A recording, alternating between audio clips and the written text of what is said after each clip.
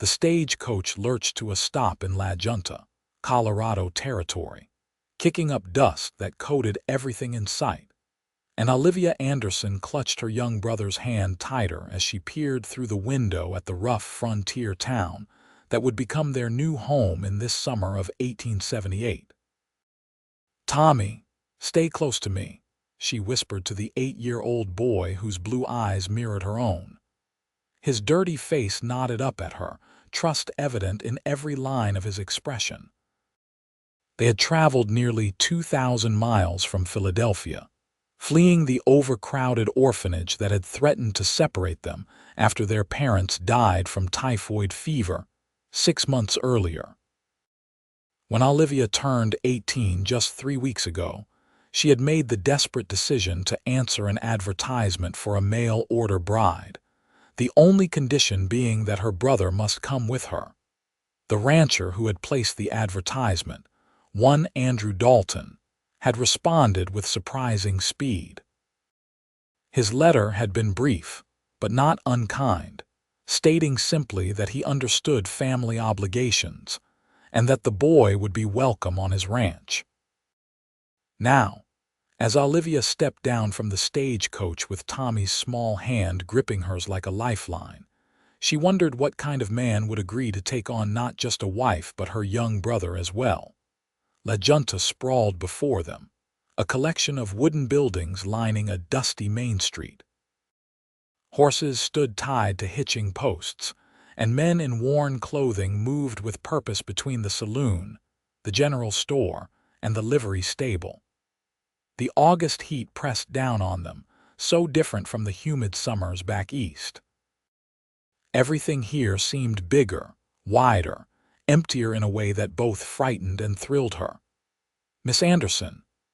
A deep voice rumbled from behind her, and Olivia turned to find herself looking up at a tall man with broad shoulders and sun-weathered skin.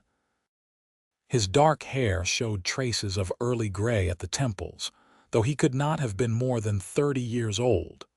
Brown eyes studied her face with an intensity that made her cheeks warm, but there was kindness there too, and relief washed through her. "I am Andrew Dalton." "Mr. Dalton," she managed, her voice steadier than she felt. "This is my brother Thomas. We call him Tommy." Andrew's gaze dropped to the boy, and something shifted in his expression.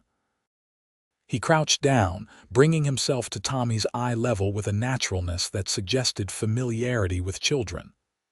"Hello, Tommy. You have had a long journey. Are you hungry?"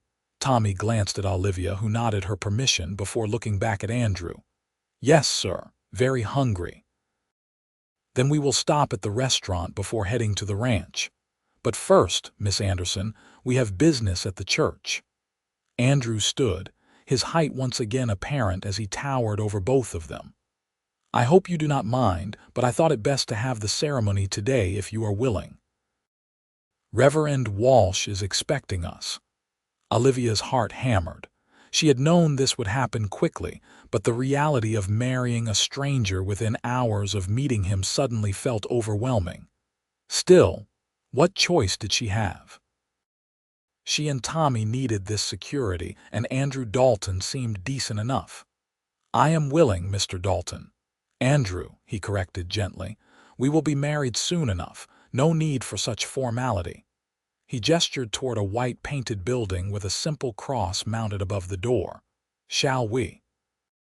The ceremony was brief, witnessed by the Reverend's wife and the town's general store owner, who Andrew introduced as Marcus Bennett. Olivia repeated her vows in a daze, hyper-aware of Tommy standing close beside her and of Andrew's calloused hand holding hers as they were pronounced husband and wife. When the Reverend suggested Andrew might kiss his bride, Andrew merely squeezed her hand gently and said, "That can wait until my wife is ready." Something in Olivia's chest loosened at those words. This man, this stranger she had just married, was showing her a consideration she had not expected to find out here in the rough territories. True to his word, Andrew took them to the small restaurant on the main street, where he ordered generous portions of beef stew, fresh bread, and apple pie. Tommy ate with the enthusiasm of a boy who had survived on too little for too long, and Olivia found her own appetite returning as she watched Andrew interact with her brother.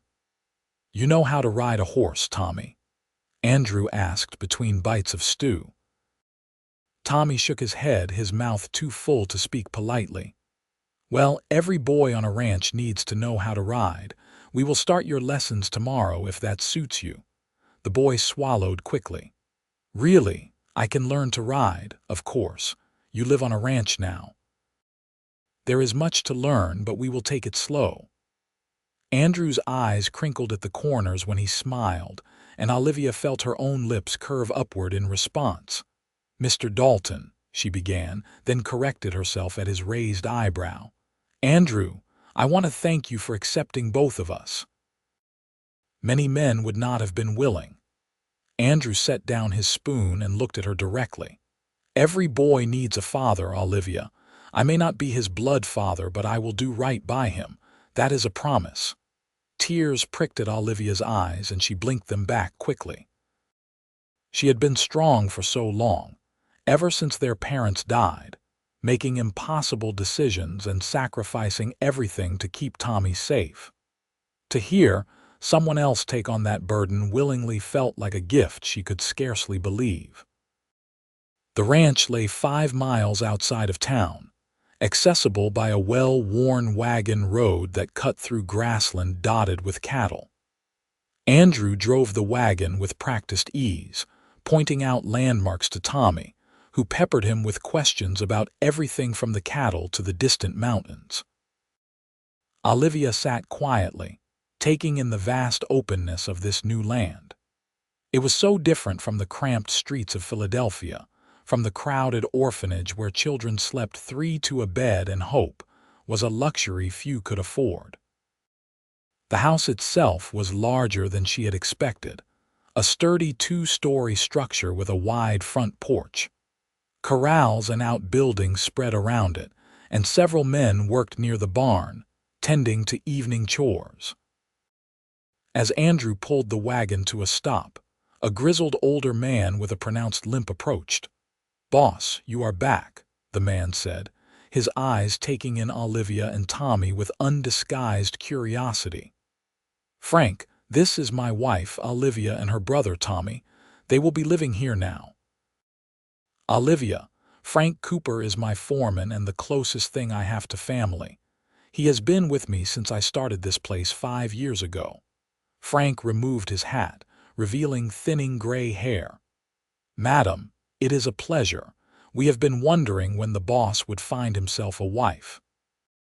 This place could use a woman's touch." "Thank you, Mr. Cooper," Olivia said, managing a smile despite her exhaustion. "Just Frank, madam. Everyone here is just Frank or Bill or Jose. We do not stand on ceremony much." He looked down at Tommy. "You must be tired, young man." "Long trip from back east," Tommy nodded, his earlier energy flagging as the reality of the journey caught up with him. Andrew lifted their small trunk from the wagon bed as if it weighed nothing. "Let me show you the house. Frank, can you have Maria prepare something for supper?" "Nothing too heavy, just whatever is easy." "Maria already has it handled, boss. She has been cooking since you sent word this morning." Frank tipped his hat again and headed back toward the barn. Inside, the house was clean but sparse, clearly the domain of men who valued function over decoration. The main room held a large table, several chairs, and a stone fireplace. Stairs led up to the second floor, and Olivia could see a kitchen through an open doorway to the right. "There are 4 bedrooms upstairs," Andrew said, setting the trunk down. "The largest is mine." "I thought Tommy might like the room at the front, where he can see the horses in the morning. There is another room that faces the mountains that could be yours, Olivia, or we could share the main bedroom. I leave that choice to you." Olivia felt her cheeks flush. She was a married woman now, and sharing a bedroom was expected, but Andrew's willingness to give her time and space touched her deeply. I think, for now, perhaps separate rooms would be best, until we know each other better." "That is fine," Andrew said simply, without a trace of disappointment or frustration. "Let me show you upstairs." The room he showed her was indeed lovely, with a window that looked out toward distant purple mountains. A simple bed, a dresser, and a washing stand comprised the furniture, but it was clean and bright, and it was hers. Tommy's room was smaller but equally clean, and the boy's face lit up when he saw the view of the corrals below. "I can see the horses," Tommy breathed, pressing his face to the window glass. "Every morning," Andrew confirmed. "Now, why do not you both get settled? Maria will have supper ready soon, and then I imagine you will want to sleep. Tomorrow is soon enough to begin learning about ranch life." After Andrew left them alone, Olivia helped Tommy wash his face and hands in the basin of fresh water that had been left in his room.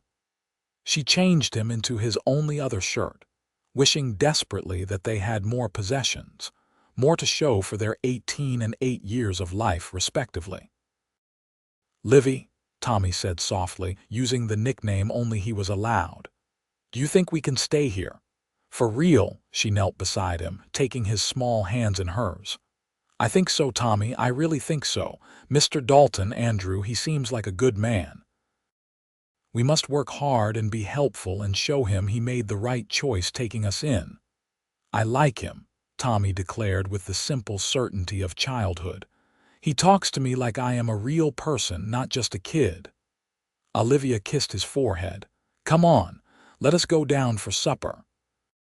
And remember your manners." In the kitchen, they found a stout Mexican woman with graying hair and a warm smile. "You must be Senora Dalton and the little brother," she said, her accent thick but her English clear. "I am Maria Gonzalez. I cook and clean here, and my husband Jose works with the cattle. We have a small house just beyond the barn." "It is nice to meet you, Maria. Thank you for preparing supper." "It is my pleasure. Mr. Andrew, he is a good man, the best. He gave my Jose work when no one else would hire a Mexican, and he pays us fair wages. You will be happy here, I think." The simple meal of roasted chicken, potatoes, and vegetables was the best thing Olivia had eaten in months. At the orphanage, meals had been thin gruel and stale bread most days. Here, the food was plentiful and well prepared, and Maria kept refilling Tommy's plate with a grandmother's determination to see him fed properly. Andrew ate quietly, answering Tommy's occasional questions but mostly seeming content to listen. Olivia studied him when she thought he was not looking, trying to reconcile this gentle, patient man with the rough cowboys she had expected to find in Colorado territory. He had strong hands, scarred from work, and his face was deeply tanned from hours in the sun, but his voice was educated and his manners were polished. Who was he, really? And why had he needed to send for a mail-order bride when surely a successful rancher could find a wife locally? After supper, Tommy could barely keep his eyes open. Olivia took him upstairs, helped him into his nightshirt, and tucked him into the first real bed he had slept in since their parents died. He was asleep before she finished pulling up the blanket. When she returned downstairs, she found Andrew on the front porch, sitting in one of 2 rocking chairs and looking out over his land. The sun was setting, painting the sky in shades of orange and pink that seemed impossible in their intensity. "Is he settled?" Andrew asked as she stepped outside. "Asleep before his head fully hit the pillow." Olivia hesitated, then sat in the other rocking chair. The evening air was cooling rapidly, a relief after the day's heat. "Good. He is a fine boy, Olivia. You have done well with him." "I have tried. Our parents were good people. They did not deserve to die so young, and Tommy did not deserve to lose them." She paused, gathering courage. "May I ask you something, Andrew?" "Of course." "Why did you agree to take Tommy as well? Most men would have refused or at least asked for more information. You simply said yes. Andrew was quiet for a long moment, his eyes on the horizon. When he finally spoke, his voice was lower, tinged with old pain. I had a younger brother once, Jacob. He was 6 when our parents died of cholera. I was 16. I tried to keep us together, but I was young and had no means to support us both. The town split us up, sent him to one family and me to another. I never saw him again. He died 2 years later from scarlet fever, and I was not there. I could not protect him. Olivia's hand moved instinctively to cover his where it rested on the arm of his chair. I am so sorry, Andrew. I swore then that if I ever had the means, I would never let a family be separated if I could prevent it. When your letter mentioned Tommy, mentioned that you would not marry anyone who would not take him as well, I knew I had to respond. No child should lose their family if there is any way to prevent it. He turned his hand over, gently clasping hers. You made the right choice coming here. I will do everything in my power to give you both a good life. They sat in comfortable silence as the stars began to emerge, still holding hands, and Olivia felt something shift in her chest. This was not the marriage she had imagined as a girl, but perhaps it could become something real, something good. Andrew Dalton was a man of honor, that much was clear, and maybe, given time, they could build more than just a marriage of convenience. The next morning, Olivia woke to sunlight streaming through her window and the sound of male voices below. For a moment, she was disoriented, forgetting where she was, but then memory returned and with it a flutter of nerves. This was her first full day as Andrew's wife, as mistress of this ranch. She needed to prove herself useful, needed to show him she was more than just a burden to bear.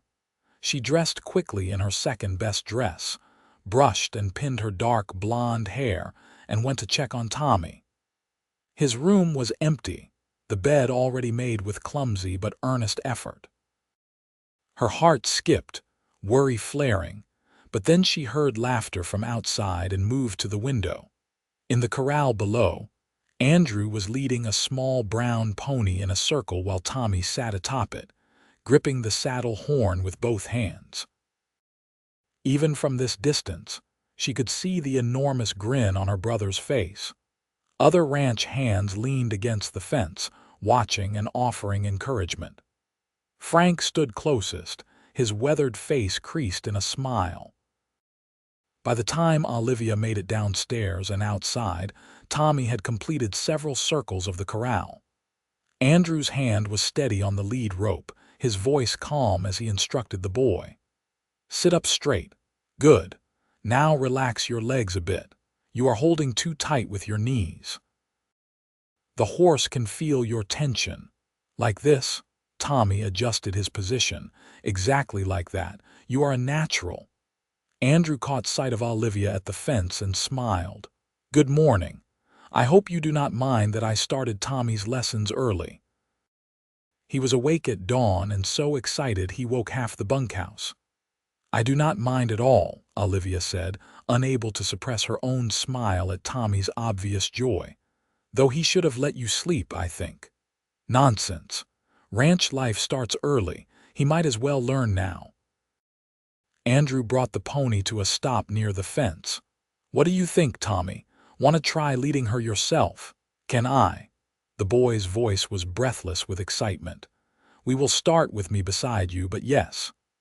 Andrew adjusted the reins in Tommy's hands, showing him how to hold them properly.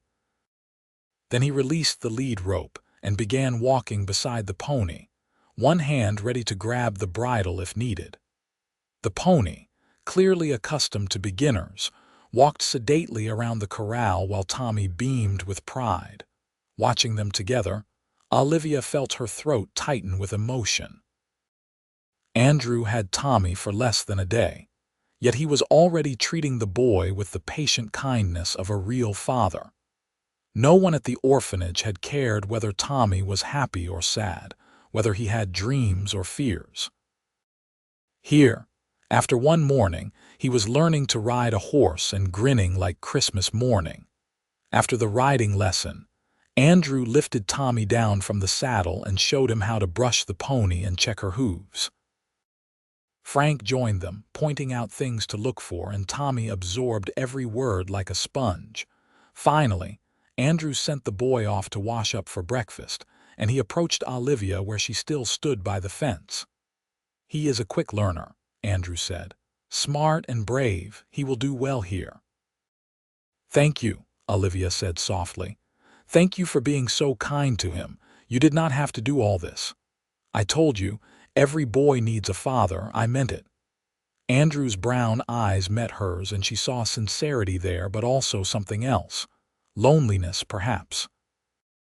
This strong, capable man who had built a successful ranch was alone in the world, just as she and Tommy had been. Maybe they could fill that emptiness for each other. Maybe they could become a real family. "Will you show me around today?" Olivia asked. "I want to learn about the ranch, about what you do here. I want to be useful, not just another mouth to feed." Andrew's expression softened. "You are my wife, Olivia, not a hired hand. But if you want to learn, I am happy to teach you. This place runs better with everyone contributing, and Maria could probably use help with the house and garden. She has been managing both for too long." After breakfast, Andrew did indeed show Olivia around. The ranch comprised several hundred acres of grassland where cattle grazed, along with closer pastures for the horses.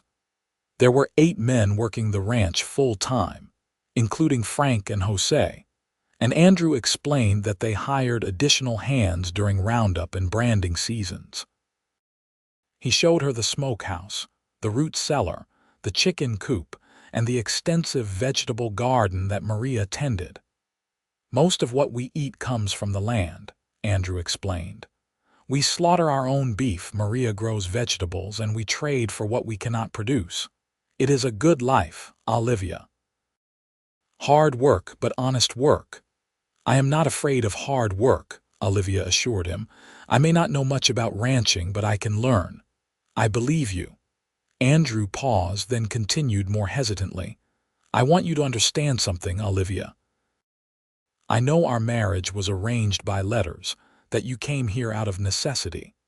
I do not expect you to feel anything for me right away. But I hope, given time, we can build a real partnership. I want a true marriage, a wife who is also a friend and companion, not just someone who lives in my house." Olivia considered his words carefully. "I want that too, Andrew. I will not pretend I came here for love, but I am not opposed to it growing between us. You have already shown me more kindness than I dared hope for. I think, given time, we could be happy together. Then we have an understanding." Andrew smiled, and Olivia noticed for the first time how it transformed his serious face, making him almost handsome. "Now I should get back to work. We are repairing fences in the north pasture today. Will you be all right here? Maria can show you whatever you need. We will be fine. Go, do your work. Tommy and I will start making this place our home." The days settled into a rhythm. Andrew rose before dawn to work the ranch, often taking Tommy with him to teach the boy the various tasks required. Tommy thrived under the attention, his thin frame filling out with regular meals and his pale cheeks gaining color from hours in the sun. He learned to feed the chickens, to curry horses, to recognize different types of cattle. The ranch hands adopted him as a sort of mascot, teaching him to rope fence posts and showing him how to spot a good horse from a mediocre one. Olivia, meanwhile, learned the domestic side of ranch life from Maria. She had known basic cooking and cleaning from helping her mother, but Maria taught her how to manage on a larger scale, how to preserve food for winter, how to make soap and candles, how to tend the garden and coax vegetables from the sometimes stubborn Colorado soil. The work was endless but satisfying in a way the monotonous labor at the orphanage had never been. Here, She could see the results of her efforts in the full pantry, the clean house, the thriving garden. In the evenings after supper, the three of them would sit on the porch. Tommy would recount every detail of his day while Andrew listened with patient attention. Sometimes Frank or Jose would join them, telling stories of cattle drives or encounters with wolves or the year a late blizzard nearly destroyed the herd. Olivia would sit with mending in her lap, contributing occasionally but mostly content to listen to the voices of her new family. At night, she would lie in her bed and think about Andrew. They had been married for 3 weeks now, and while they were friendly, even affectionate in small ways, they had not truly become husband and wife in the fullest sense. Andrew never pushed, never demanded his rights as a husband, but Olivia sometimes caught him watching her with an expression that made her heart beat faster. She was beginning to realize that she wanted more from this marriage, that her feelings for Andrew were growing beyond gratitude into something deeper. One afternoon in early September, Olivia was in the kitchen with Maria, putting up the last of the summer tomatoes, when they heard shouting from outside. Both women rushed to the window to see several riders approaching at speed, Andrew among them. Even from a distance, Olivia could see something was wrong. She ran outside, her heart pounding. Andrew was dismounting before his horse fully stopped, and she saw blood on his shirt sleeve. "What happened?" "Cattle thieves," Frank said grimly, dismounting more slowly. "We caught them trying to cut out part of the herd in the north pasture. There was a fight. You are hurt." Olivia reached for Andrew's arm, but he pulled away gently. "It is just a graze. I have had worse. We need to ride into town, report this to the sheriff." "They got away with about 20 head before we stopped them." "Let me look at your arm first," Olivia insisted, and something in her voice must have convinced him because he allowed her to lead him inside. In the kitchen, she carefully cut away his shirt sleeve to reveal a long, shallow cut along his upper arm. It was still bleeding sluggishly, and her stomach turned, but she forced herself to remain calm. "Maria, I need clean water and bandages." "Already bringing them, Senora." Olivia cleaned the wound carefully, relieved to see it was indeed shallow despite the amount of blood. Andrew watched her face the entire time, and when she finally looked up at him, she saw something warm in his expression. "You have a steady hand," he said quietly. "I am terrified," she admitted, wrapping the clean bandage around his arm. "When I saw the blood, I thought, I am all right, Olivia. This is part of ranch life, I am afraid. Thieves know we run cattle here and they take their chances. Usually we are lucky enough to spot them before they get close. But they could have killed you." Andrew reached up with his good hand, cupping her cheek gently. It was the most intimate touch they had shared since their brief handshake at the wedding. "But they did not. I am here and I am fine." "Do not worry so much." Olivia caught his hand, pressing it against her cheek for a moment longer. "I find that I cannot help but worry. You have become important to me, Andrew. Both of you, you and Tommy, you have become my family."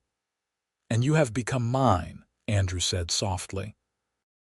Then slowly, giving her time to pull away if she wished, he leaned forward and kissed her.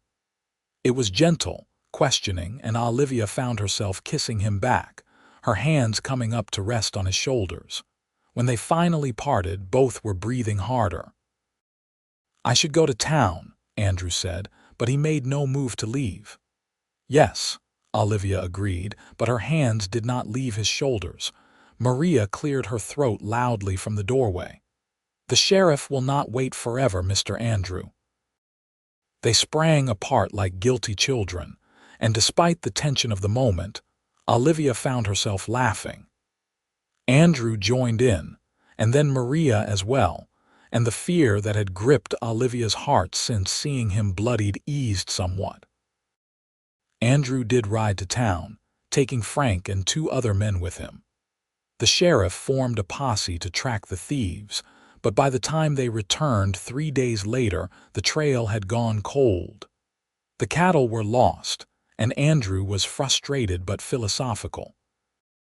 "It happens," he told Olivia that evening as they sat on the porch alone. Tommy was asleep inside, exhausted from a day helping Jose repair a shed. "We plan for losses like this. It hurts, but it will not break us." "I was so frightened," Olivia admitted. "Not just about the cattle, but about you. About losing you before I really got to know you." Andrew reached over and took her hand, a gesture that had become comfortable between them. "I am not going anywhere, Olivia. I promise you that." "Good. Because I find myself wanting to know you better, much better." She met his eyes directly, letting him see her meaning. Andrew's expression shifted, heat entering his gaze. "Are you sure? I do not want to rush you." "I am sure. I am your wife, Andrew. I want to be your wife in all ways. I think I am falling in love with you." He stood, pulling her gently to her feet. "I have been falling in love with you since the day you arrived and defended Tommy like a lioness with her cub. Come to bed with me, Olivia. Let me show you how much you have come to mean to me." That night, Olivia moved her few belongings into Andrew's room, and they became husband and wife in truth. Andrew was gentle and patient, making sure she felt safe and cherished, and afterward, as she lay in his arms listening to his heartbeat, Olivia knew she had made the right choice coming to Colorado. This was home. This was family. This was love. The weeks that followed were golden. Autumn painted the landscape in shades of gold and amber. The air turned crisp, and the cattle were brought down from the high pastures for the winter. Olivia worked alongside Maria to prepare the ranch for the cold months ahead, while Tommy continued to soak up knowledge like a sponge. He could ride independently now, and Andrew had started teaching him to rope, laughing good-naturedly at the boy's enthusiastic but often wildly inaccurate attempts. One evening in late October, as Olivia was clearing supper dishes, Tommy lingered at the table instead of running off to do his chores. When she looked at him questioningly, he bit his lip and glanced at Andrew, who was reviewing account books at the table's end. "What is it, Tommy?" Andrew asked, setting down his pen. "I was wondering," Tommy began hesitantly, "if maybe I could call you Pa instead of Andrew, if that would be all right." Olivia's hand stilled in the dishwater. She turned to see Andrew's face and was shocked to see tears shining in his eyes. He cleared his throat roughly. "I would be honored, son." Tommy's face split into a huge grin. "Really, I can. Really." Andrew held out his arms and Tommy ran into them, hugging Andrew tight. "You are my son in every way that matters, Tommy. I love you as if you were my own blood." "I love you too, Pa." Tommy's voice was muffled against Andrew's chest. Olivia had to turn away, her own tears spilling over as she braced her hands on the edge of the counter. She felt Andrew's hand on her back a moment later, and then his arms came around her, holding her close while Tommy hugged them both around their waists. They stood like that, the three of them together, a family forged not by blood but by choice and love. Winter came early that year, with the first snow falling in mid-November.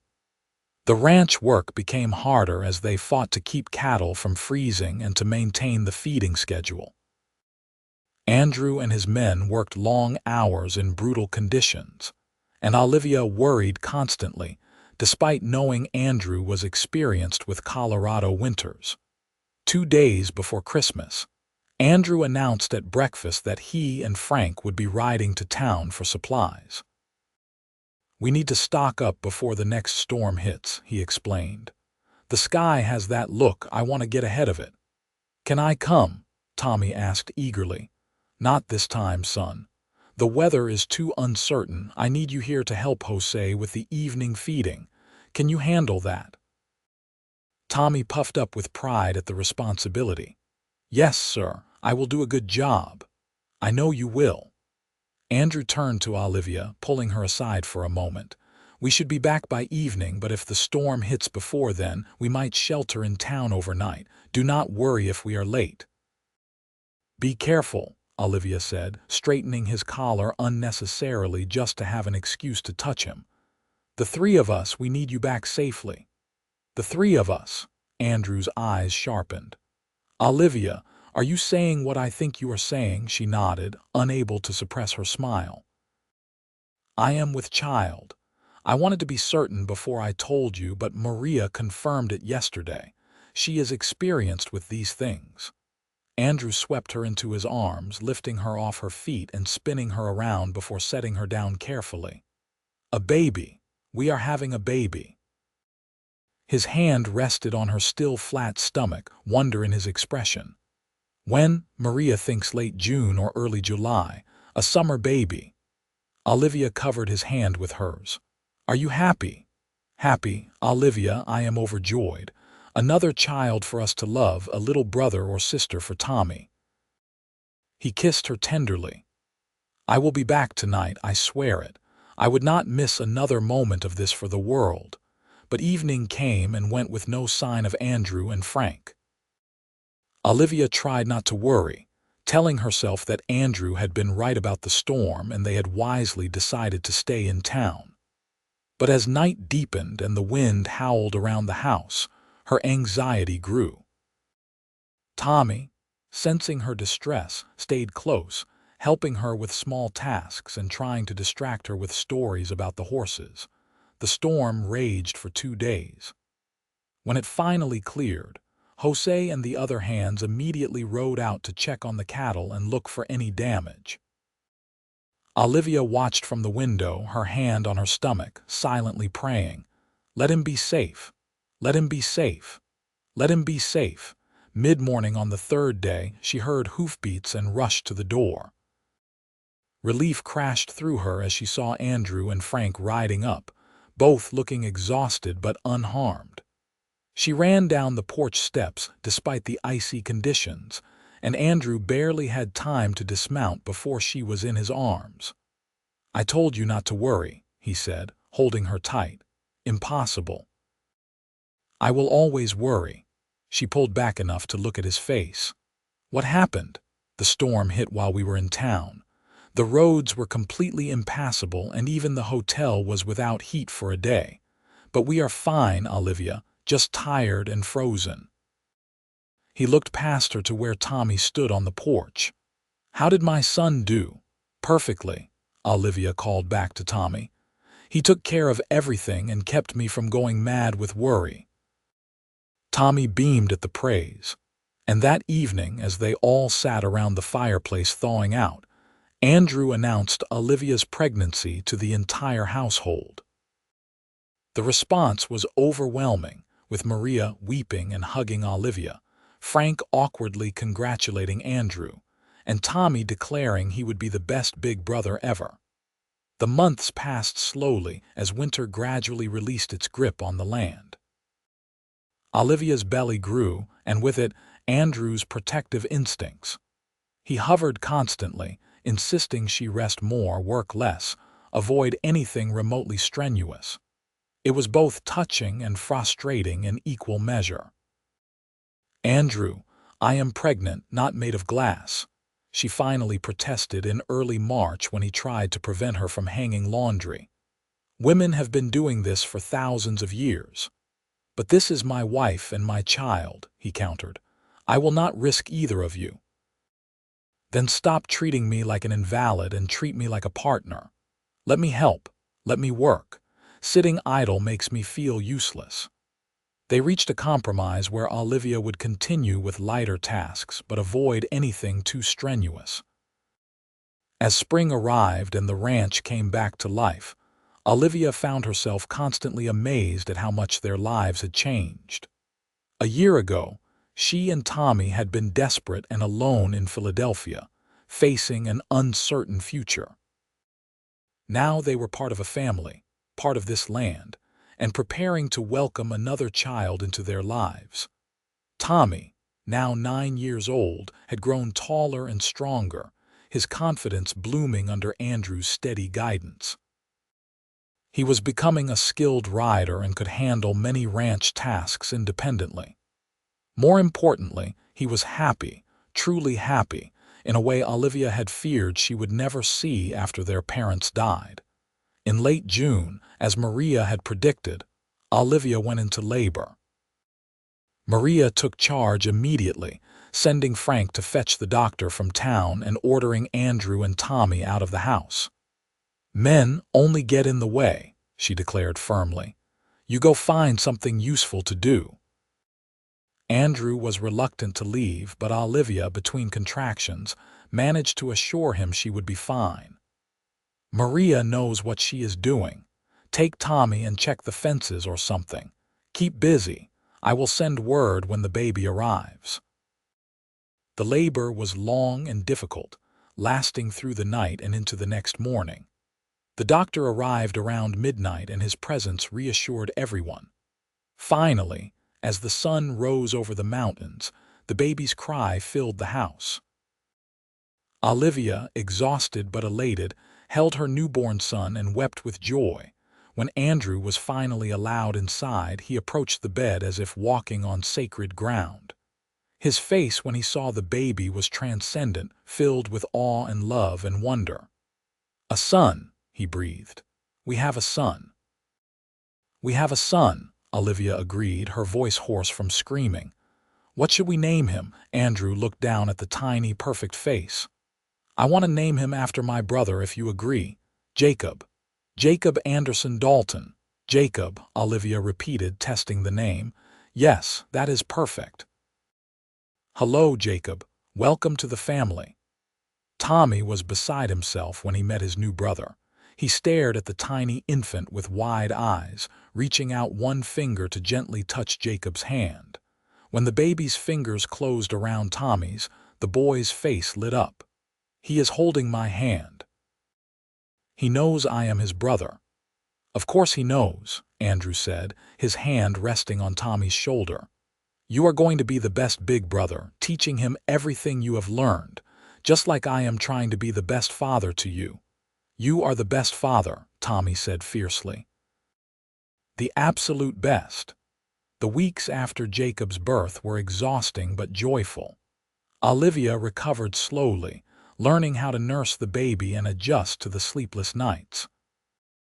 Andrew was a devoted father, walking Jacob for hours when he was fussy, changing diapers without complaint, and looking at his son with an expression of such pure love that it made Olivia fall even more deeply for him. One evening, when Jacob was about 6 weeks old, Olivia found herself alone with Andrew on the porch. The baby was finally sleeping, and Tommy had gone to bed early after a long day helping Jose. The summer air was soft and warm, filled with the sounds of crickets and the distant lowing of cattle. "Are you happy, Olivia?" Andrew asked quietly. She turned to him, surprised. "Happier than I ever imagined I could be." "Why do you ask?" "Because sometimes I still cannot quite believe you are real, that this life is real. A year ago I was alone on this ranch, wondering if I would spend my whole life that way. Now I have a wife I love desperately, 2 sons, a real family. It seems too good to be true." "I feel the same way," Olivia admitted. "When I answered your advertisement, I was just desperate to keep Tommy safe. I never imagined I would find a home, a husband I truly love, a life I cherish. You gave us everything, Andrew. We gave each other everything," he corrected gently. "You brought life and love to this ranch. You made it a home instead of just a place where I worked and slept. You made me a father in all the ways that matter. I am the one who should be grateful." "Then let us both be grateful," Olivia said, taking his hand. "Grateful that we found each other, that we took a chance on a marriage that started with nothing but letters and hope." "I will drink to that," Andrew said, but instead of reaching for the coffee that sat cooling on the table beside him, he leaned over and kissed her. It was a deep, slow kiss full of promise and passion and the comfortable intimacy of two people who knew each other thoroughly. When they finally parted, Olivia was breathless. "Mr. Dalton, are you trying to seduce your wife?" "Is it working, Mrs. Dalton?" "It might be. Though we should wait until I am fully recovered from Jacob's birth." "I know. The doctor said 8 weeks. I am counting the days." Olivia laughed, surprised by his frankness. "As am I, husband, as am I." The years passed swiftly, measured in seasons and growth. Tommy turned 10, then 11, then 12, becoming more capable and responsible with each passing year.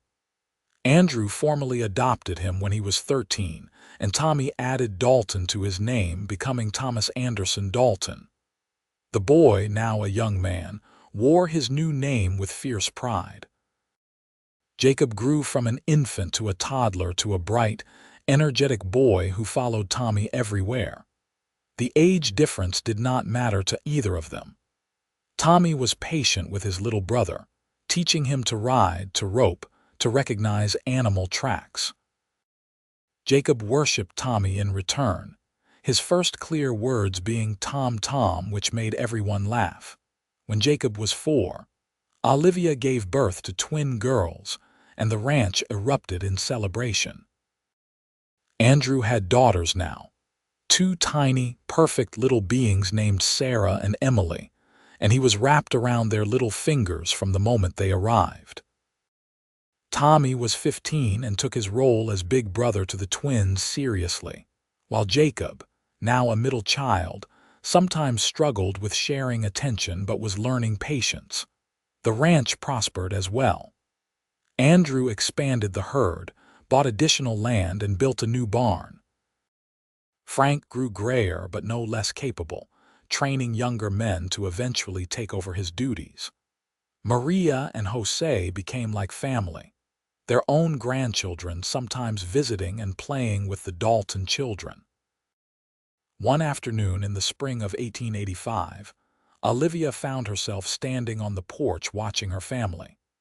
Tommy, now 17, was in the corral working with a young horse, his movements confident and skilled. Jacob, 11 years old and shooting up like a weed, was helping Andrew repair a fence. The twins, just 5, were in the garden with Maria, supposedly helping but mostly playing in the dirt. The scene was so perfectly domestic, so utterly removed from the desperate poverty and fear of her life before Andrew, that Olivia sometimes had to pinch herself to believe it was real. Andrew came up behind her, wrapping his arms around her waist and resting his chin on her shoulder. "What are you thinking about?" he asked. "About how far we have come. About that scared girl who stepped off the stagecoach with her little brother, desperate and alone. I barely recognize her anymore." "She is still in there," Andrew said softly. "That brave woman who crossed a continent to keep her brother safe, who took a chance on a stranger, who built a life from nothing. I see her every day in the way you run this household, in the way you raise our children, in the way you love without reservation." "And I see the man who saved us," Olivia replied, turning in his arms to face him. "The man who looked at a frightened girl and her young brother and saw a family instead of a burden. You gave us everything, Andrew. A home, security, love. You gave Tommy a father when he desperately needed one." "Every boy needs a father," Andrew said, repeating the words he had spoken that first day in La Junta, 7 years ago. "I meant it then, and I mean it now. Tommy needed me, but I needed him too.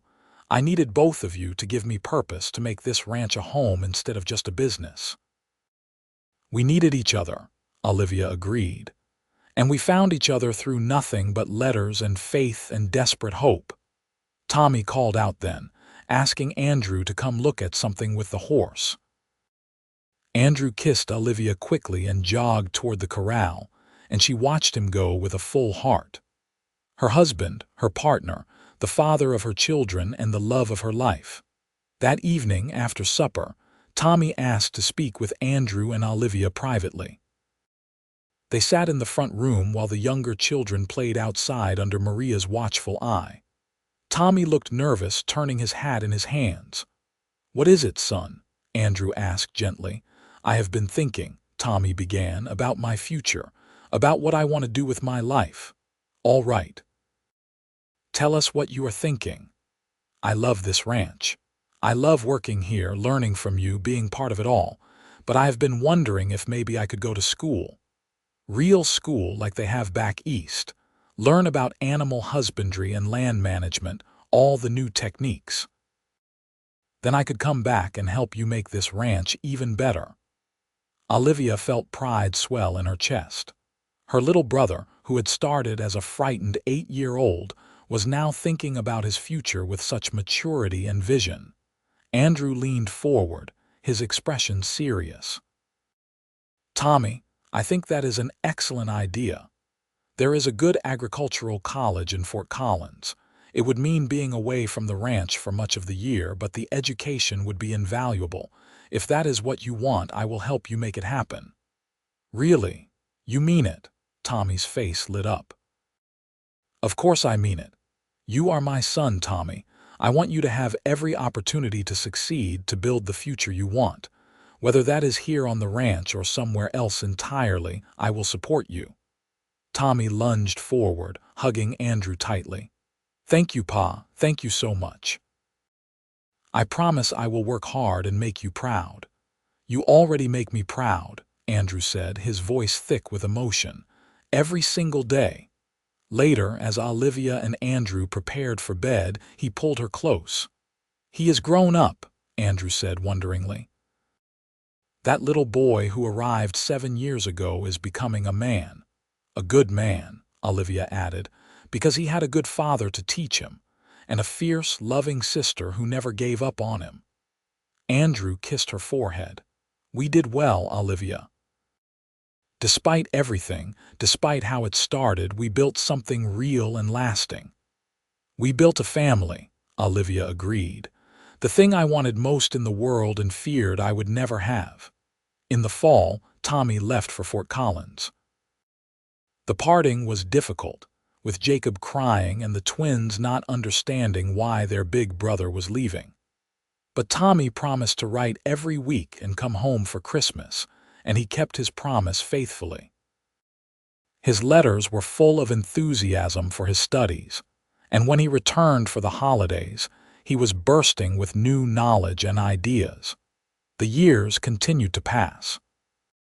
Tommy graduated from college and came home to the ranch, implementing new techniques that increased productivity and improved the cattle quality. He became Andrew's true partner in running the ranch, and the two men worked side by side with the easy companionship of father and son. Jacob, meanwhile, discovered a talent for training horses. By the time he was 16, people were coming from miles around to have Jacob Dalton work with their difficult horses. He had a gift, a patience and understanding that made even the most skittish animal trust him. The twins, Sarah and Emily, were different as night and day despite being identical in appearance. Sarah was bold and adventurous, insisting on learning ranch work alongside her brothers. Emily was quieter, bookish, with a gift for numbers that made Andrew put her in charge of the ranch accounts when she was barely 15. Both girls were smart, capable, and confident, raised to believe they could do anything they set their minds to. In the summer of 1892, Tommy announced he was courting a girl from town, the daughter of the banker. Her name was Catherine Wright, and when he brought her to the ranch for Sunday dinner, Olivia saw immediately that they were deeply in love. The wedding was held the following spring, and Catherine moved to the ranch, fitting into the family as if she had always been there. That evening, after the wedding festivities had wound down and most guests had left, Olivia found herself once again on the porch with Andrew. 14 years of marriage now, and she loved him more with each passing day. "Another beginning," Andrew said, watching Tommy and Catherine dance alone under the lantern strung in the yard. "Our son is married now, starting his own family." "I hope he is as happy as we have been," Olivia said softly. "He will be. He chose well, and he knows what love looks like. We showed him that." They stood in comfortable silence, Andrew's arm around Olivia's waist, watching their son dance with his new bride.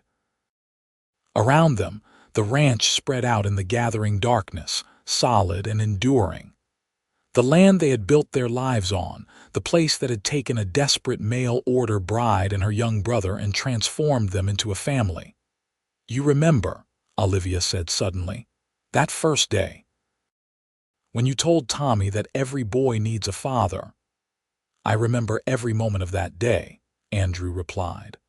"I remember thinking you were the bravest woman I had ever met, traveling so far on nothing but faith, trusting a stranger with your future and Tommy's. I remember wanting to be worthy of that trust. You were worthy, you have always been worthy." Olivia turned to face him fully. "You saved us, Andrew. In every way that matters, you saved us." "We saved each other," he corrected, as he always did. "You brought love and life to a lonely man on a lonely ranch. You gave me everything I never knew I was missing." In the yard, Tommy and Catherine's dance ended, and Jacob swept one of his sisters, Sarah, into a brotherly waltz while Emily laughed. The next generation, Olivia thought. Growing up strong and confident, knowing they were loved, knowing they had a place in the world. All because of a desperate decision 14 years ago, a leap of faith that had brought her to La Junta, Colorado territory, to a man named Andrew Dalton who believed every boy needed a father. "Thank you," Olivia whispered, standing on her toes to kiss her husband. "Thank you for being the man you are, for choosing us, for building this life with me." "Thank you for answering my advertisement," Andrew replied against her lips. "Thank you for trusting me. Thank you for loving me. Thank you for every single day of these 14 years." They stood there, holding each other as the stars emerged overhead, and the sounds of their children's laughter drifted across the ranch. A mail-order bride and the rancher who had offered not just a home, but a family. A love story that had started with letters and desperate hope, and had grown into something solid and enduring, something that would last all their days and echo through generations to come. The ranch, their family, their love, all of it built on the foundation of that one profound truth Andrew had spoken so long ago. Every boy needs a father, and every lonely soul needs a home, a place to belong, someone to love and be loved by in return. They had found that in each other, and in finding it, they had built something beautiful and lasting.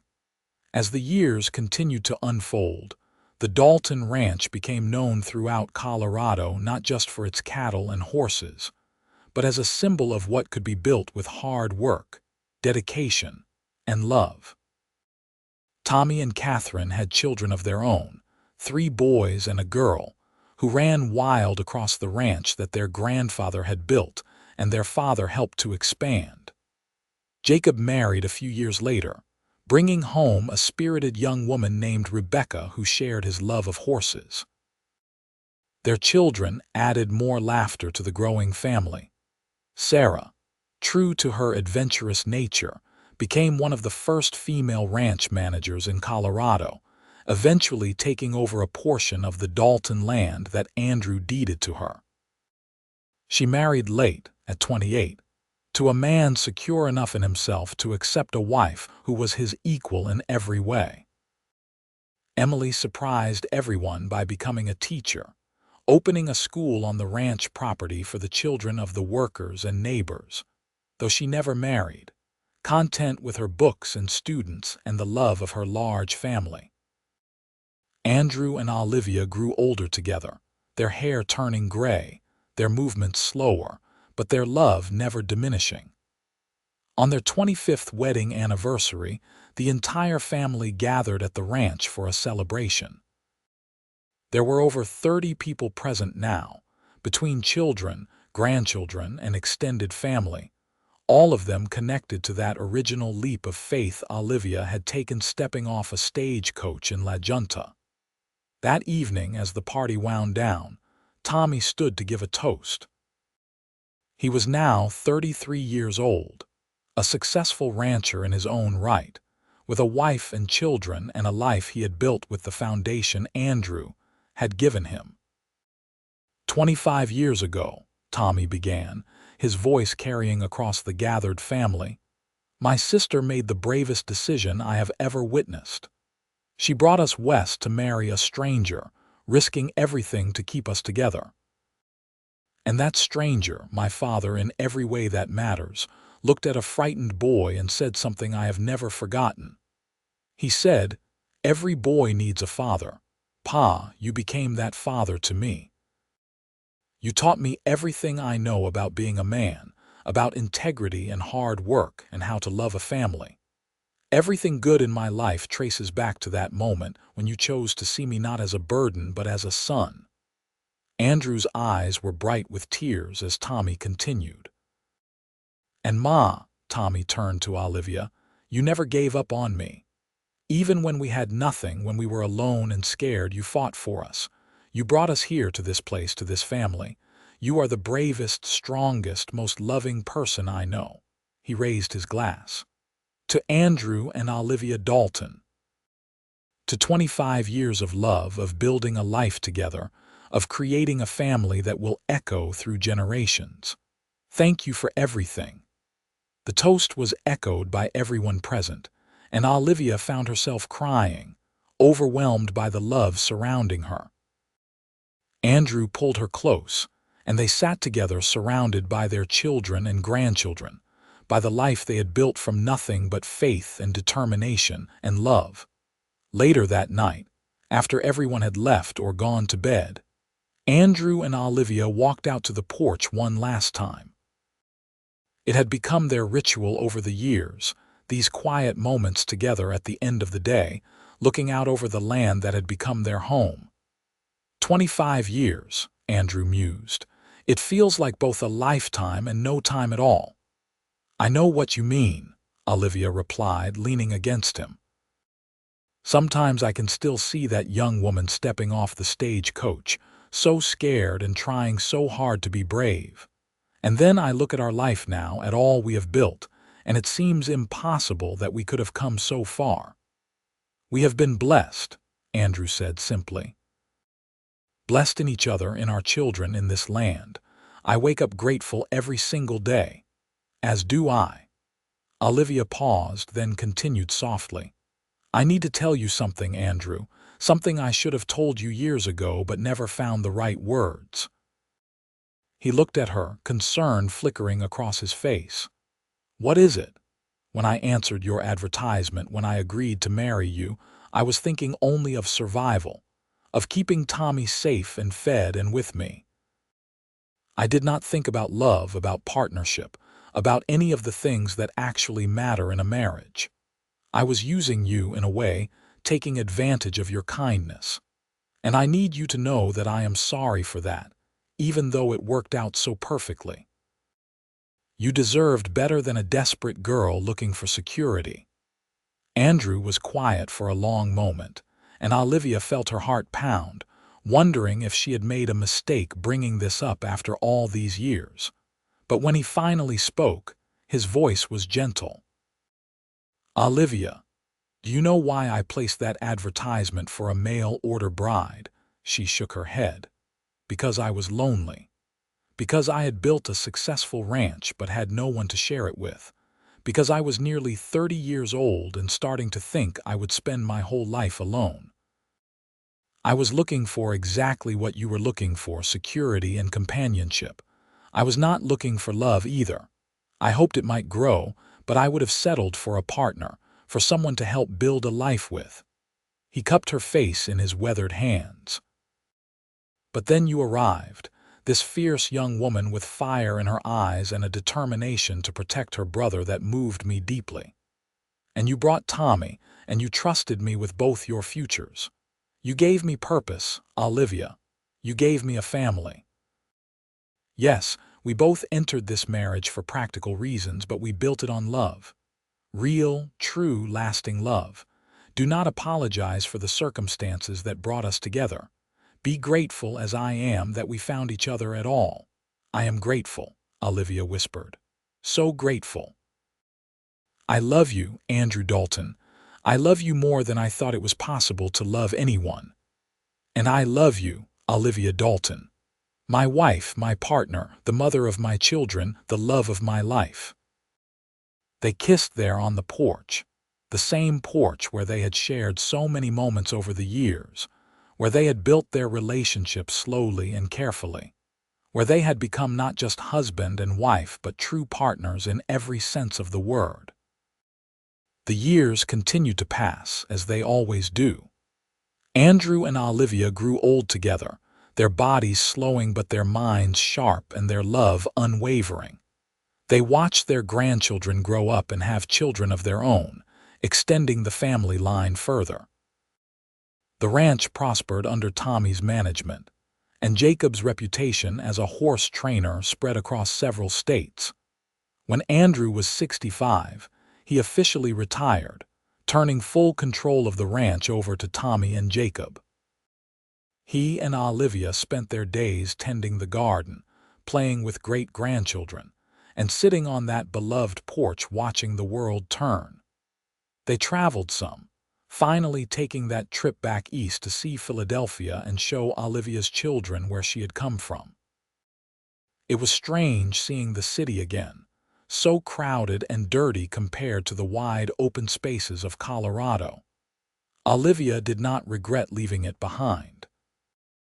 On a warm evening in June of 1910, 32 years after that first meeting in La Junta, Andrew and Olivia sat on their porch as the sun set over the mountains. Andrew was 70 now, Olivia 50, and they had lived a lifetime together. "You have any regrets?" Andrew asked suddenly. Olivia considered the question seriously. "I regret that my parents did not live to see this, to see what became of Tommy and me. I regret the years of struggle before I found you, but I do not regret a single day since I stepped off that stagecoach, not one." "Neither do I," Andrew said. "I regret only that we do not have another 50 years ahead of us." "We have had a good run, though, have we not?" Olivia smiled. 4 children, 12 grandchildren, 7 great-grandchildren so far, a ranch that will continue for generations, a love that has sustained us through everything. That is more than most people ever get. "It is everything," Andrew agreed. They sat in comfortable silence as the stars emerged, holding hands as they had done thousands of times before. Around them, the ranch settled into sleep, the cattle lowing softly, the horses nickering in their stalls, the distant sound of laughter from Tommy's house where the grandchildren were visiting. This was home. This was family. This was the life they had built together from nothing but faith and determination and love.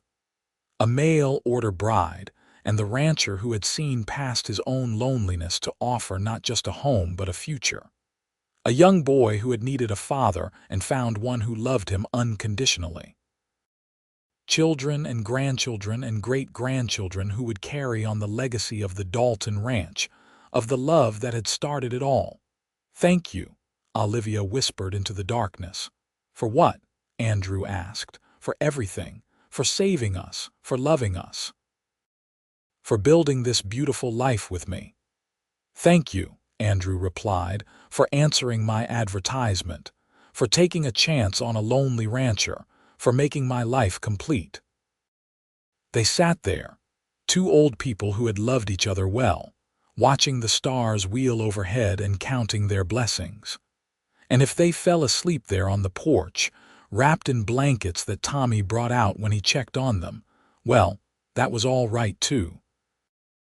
They were together, as they had been for 32 years, as they would be for whatever time they had left. The mail-order bride and the rancher who had said every boy needs a father. The beginning of a love story that had echoed through decades, that had built a dynasty, that had proven love could grow in the most unlikely places when two people chose each other, day after day, year after year. And in the morning they would wake to another sunrise, another day together, another blessing to count in a life overflowing with them. That was enough. That was everything. That was love. Years later, when Andrew passed peacefully in his sleep at the age of 78, Olivia held his hand and whispered all the things she had told him 1,000 times before. How grateful she was. How much she loved him. How he had saved her and Tommy and given them a life beyond anything she had dreamed possible. She told him it was all right to go, that she would follow when it was her time, and that she would find him again wherever souls went after this life.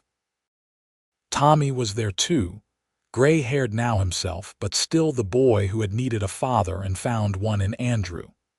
He wept openly, this successful rancher and father and grandfather, mourning the man who had changed his life with a simple act of kindness 36 years earlier. Olivia lived another 5 years after Andrew's death, surrounded by her children and grandchildren and great-grandchildren. She spent her days in the garden, tending the roses Andrew had planted for her 40th birthday, and on the porch, always the porch, where she could feel him beside her even though he was gone. When she died at 55, it was peacefully, with Tommy holding one hand and Jacob the other, and her daughters close by. Her last words were, "Tell your father I am coming home." They buried her beside Andrew on a hill overlooking the ranch, under the wide Colorado sky they had both loved so much. The funeral was attended by over 100 people, family and friends and ranch hands and townspeople, all of them touched by the love story of Andrew and Olivia Dalton. Tommy stood at the graveside after everyone else had left, looking down at the markers of his parents. Not his parents by blood, but his parents in every way that mattered. The man who had looked at a scared 8-year-old boy and said, "Every boy needs a father," and then lived up to that promise every day of his life. The sister who had sacrificed everything to keep him safe and had found love and happiness in the process. "Thank you," Tommy whispered to the stones. "Thank you for everything, for choosing each other, for choosing me, for building a family that will last forever. I will make sure your story is never forgotten, I promise." And he kept that promise.